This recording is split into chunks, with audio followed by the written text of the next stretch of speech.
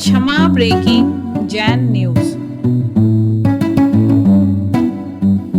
मैंने एक संस्मरण सुनाया था तुम्हें बहुत पहले, सन 1994 में, जब मैं सांगानेर में कहा, भगवान बोले मेरे से, बोले तुम लाख उपाय करो, मैं मानने वाला नहीं। मेरे से बोले, मैंने आवाज सुनी है। जब मैं सन 1994 की बात है, पहली बार मैं मंदिर में, ऐसी हालत थी उस मंदिर की, अभिषेक करने वाले 2 लोग थे और मूर्तियां अनगिनत। वर्षों वर्षों तक उनका किसी ने अभिषेक ही नहीं किया। अभिषेक करती थी तो चमगादड़ करती थी। कौन करती थी? वो भी जल से नहीं, मूत्र से। सैकड़ों चमगादड़ मूर्तियों के ऊपर पूरे मंदिर में खचाखच कह रहा हूं चमगादड़। 1 इंच जगह नहीं थी जहां चमगादड़ नहीं हो, जहां मूर्तियां रखी हुई। बहुत बड़ा स्थान था, ऐसे ही पंडाल जैसा मानो गया। मैं दर्शन कर रहा था। दर्शन करते करते एक चमगादड़ ने मेरे सिर पर लघु शंका कर दी, तो मुझे बड़ा गुस्सा आया। मैंने कहा तेरी ये औकात? मुझे थोड़ा गुस्सा आ ही जाता, आ गया गुस्सा। फिर भाई मैंने तेरा क्या बिगाड़ा? जैसे मैं भगवान की तरफ, वो मूर्ति की, तो चमगादड़ की तरफ थोड़ी लाल आंखें करके देख रहा था, थोड़ी गुस्सा भी आया, घृणा भी हुई। उसी समय भगवान की मूर्ति से आवाज आई, बोले आज तेरे ऊपर लघु शंका कर दी तो आंखें लाल हो गई, और जिसको तू नमोस्तु कर रहा है उसका कब से अभिषेक कर रही हैं, इस पर तेरी आंखें लाल नहीं हुई? ओह, मैं भगवान की तरफ देखने लगा। मैंने समझा कि शायद कोई बोल रहा होगा, शायद और कोई कुछ कह रहा होगा। बोले जिसको तू नमोस्तु कर रहा है, वर्षों से ये चमगादड़ अभिषेक कर रही हैं, वर्षों से मेरे ऊपर मूत्र कर रही हैं, इतने मंदिर मूर्तियों की वंदना कर ली तूने, तुझे कोई दया और तरस नहीं आई? तेरी आंखें लाल नहीं हुई? तेरे मन में थोड़ा अपमान नहीं हुआ? आज 2 बूंद लघु शंका चमगादड़ ने कर दी तो चमगादड़ को आंखें दिखा रहा है। मैं स्तब्ध खड़ा रहा, उस मूर्ति के सामने 10 से 15 मिनट में खड़ा रहा, और मूर्ति मानो कहती, बोल जवाब दे तू। अब क्या जवाब तो बोलोगे? मेरे ऊपर लघु शंका कितने बार की उसने, और प्रभु के ऊपर? मैं उन्हीं को देखता रहा। पूरी लघु शंका से दाग थे। चमगादड़ की लघु शंका बहुत तीखी होती है, पूरे दाग लगे हुए थे, वो पीला पीलापन से जैसा हो जाता ना। पूरी मूर्तियां, एक भी मूर्ति साबुत नहीं थी, और धारी धारी बह रही थी पूरी। और फिर मैंने सब मूर्तियां चेक करी। मैंने कहा भगवान तो सही बोल रहे। भगवान कहते जवाब दे, बाद में हिलना यहां से। मैं खिसकने की सोची, तो फिर आवाज आई। जब मेरी बारी आई तो खिसकने लगा, और तेरी बारी थी तो ऊपर लघु शंका, हमें आंखें लाल हो रही थी। फिर मैं खड़ा हुआ और भगवान के चरण पकड़े, बोले भगवान आशीर्वाद दो। एक दिन, आज चमगादड़ अभिषेक कर रही हैं, एक दिन इस मंदिर में इतने अभिषेक करने वाले आएंगे कि चमगादड़ रह भी नहीं पाएंगे। लाइन लगाकर अभिषेक होगा। यहां लाइन लगा के अभिषेक करेंगे, लोग तरसेंगे कि हमें अभिषेक करने कब मिल जाए। और एक मूर्ति पर लघु शंका का दाग नहीं रहने दूंगा, और भविष्य में कभी इस पर कोई लघु शंका नहीं कर पाएगी। पर उन्हीं भगवान के चरण छू करके मैं आया, मुझे विहार करना था। फिर मैं 48 दिन वहां रहा। मैंने कमंडल रख दिया और पूरी मूर्तियों का साफ किया। और जब उनकी महिमा प्रकट हुई, जैसे उनका साफ किया मूर्तियों का, जैसे ही सब सफाई हो गई, फिर उसके बाद जो अतिशय हुआ, महानुभाव, अब तुम सांगानेर जाके देखना, सुबह मंदिर के बाहर तक लाइन लगती है अभिषेक करने वालों की। और दर्शन करने वालों की जब भूगर्भ से मूर्ति निकली ना, तब सुबह से खड़ा हुआ व्यक्ति शाम तक पहुंच पाता था, 5-5, 6-6 घंटे। अब उस समय ऐसी स्थिति बन जाती। और आज मूर्तियां देखना, एक भोपाल के सज्जन थे, वो आके मेरे पास रोने लगे। पहले क्षेत्र बिल्कुल उजड़ा था, मतलब ऐसे ही था। तो एक सज्जन ने कहा, पहले सांगानेर दूसरे लोगों के, उन्होंने कहा बाजार से क्यों मूर्ति खरीदो, सांगानेर में बहुत पड़ी हैं, विराजमान नहीं पड़ी हैं, वहां से उठा ले जाओ ना मूर्ति। बोले मैं उठा के आया था, और जो मूर्तियों का गंदापन देखा तो मैंने इतनी घृणा की थी इन मूर्तियों। मैंने मंदिर बनाया है, इन गंदी मूर्तियों को ले जाऊंगा? कमेटी साथ के भाई तुम उठा लो, जितनी मूर्ति चाहिए ले जाओ यहां से। तो बोले मैंने इन मूर्तियों, मैं ऐसी गंदी मूर्ति बैठा लूंगा, नया मंदिर बनाया है।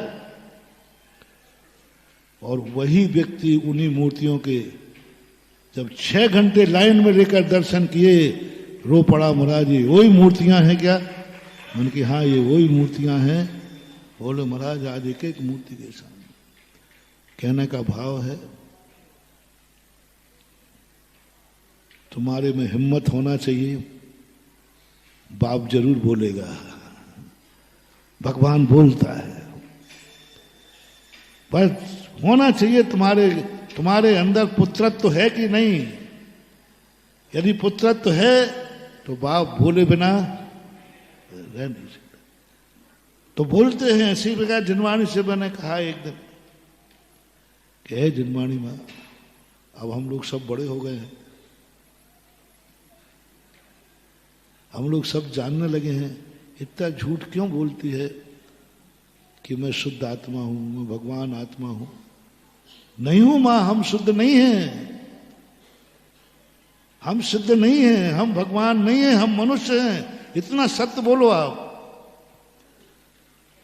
जो हूं वही सत्य बोलो। जिनवाणी मां क्यों झूठ बोलती है कि सब भगवान आत्मा हैं?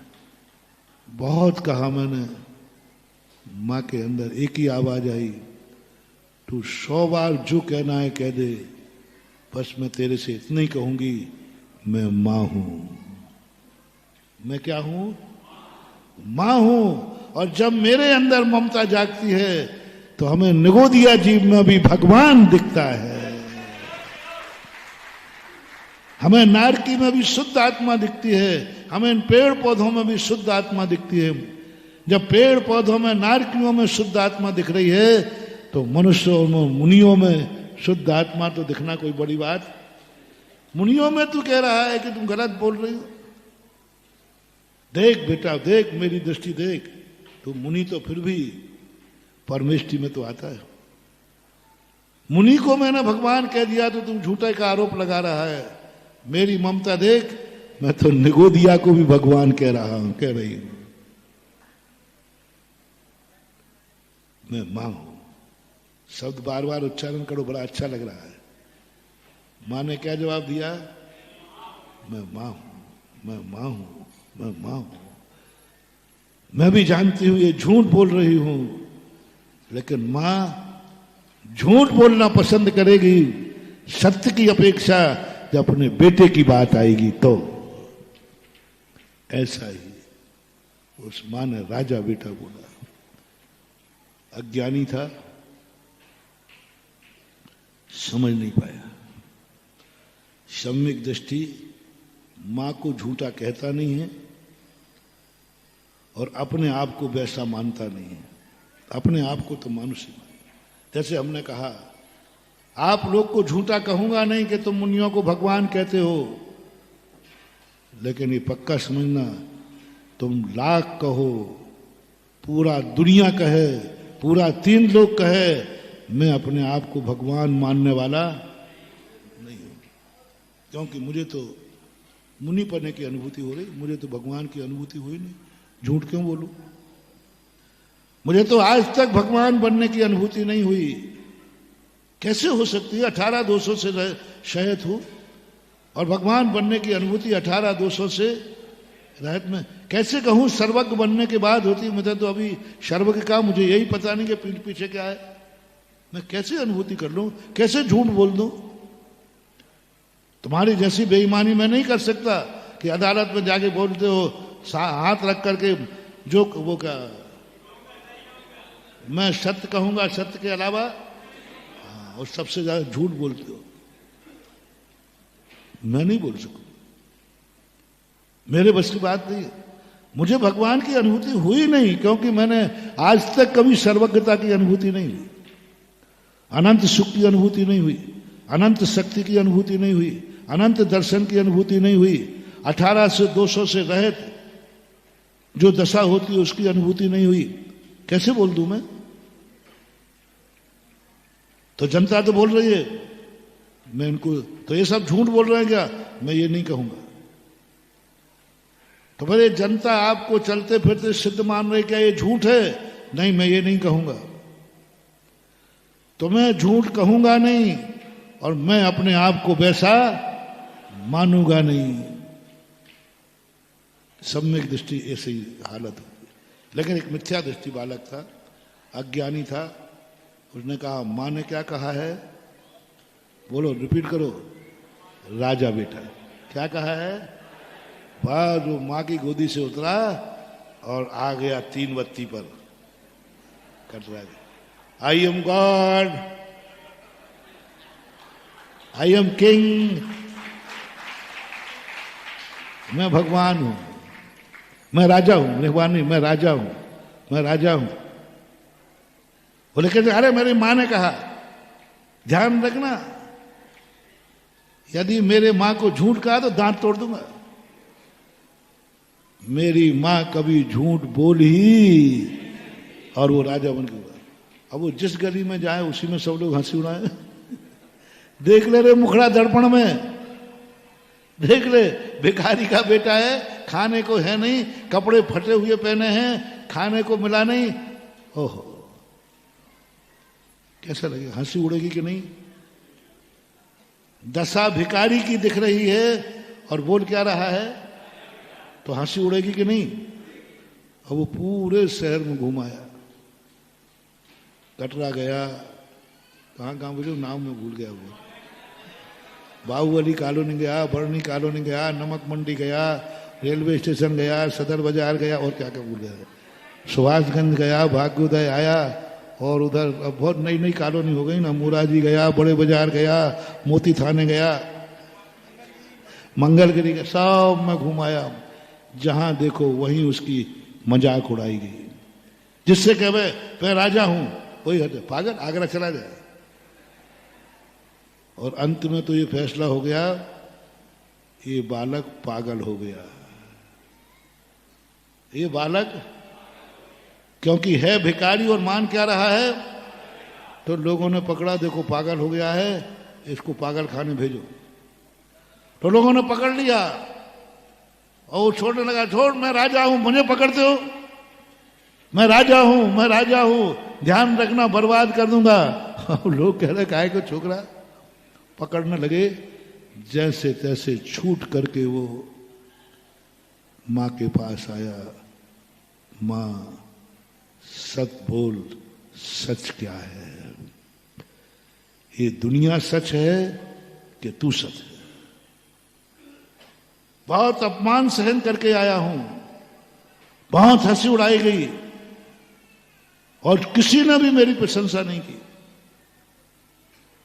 बोल माँ, ये दुनिया सही है या तू सही है? दुनिया कह रही है भिखारी बेटा और तू कह रही है राजा बेटा। दोनों में अंतर है कि नहीं भाई? बोलो, कितना अंतर है? जमीन आसमान। दोनों में सत्य क्या है? बोल, मैं कहां जाऊं, किसके पास जाऊं? मेरा दिमाग खराब हो रहा है। तू बोल, तू सही है या दुनिया सही है? मां क्या जवाब दे, बोलो क्या जवाब दे। ये कहे मैं झूठ बोल रही हूं, ये कह दे कि दुनिया झूठी है, मां सब जानती है। मां बोल, झिटकार रही है, मां बोल सही क्या है, तू सही है दुनिया सही है। मां कुछ नहीं बोली, रोते रोते उसे गले से लगा लिया, बेटा मत बोल मेरे से सत्य क्या है, मां मैं इतना जानती हूं कि मैं तेरी मां हूं।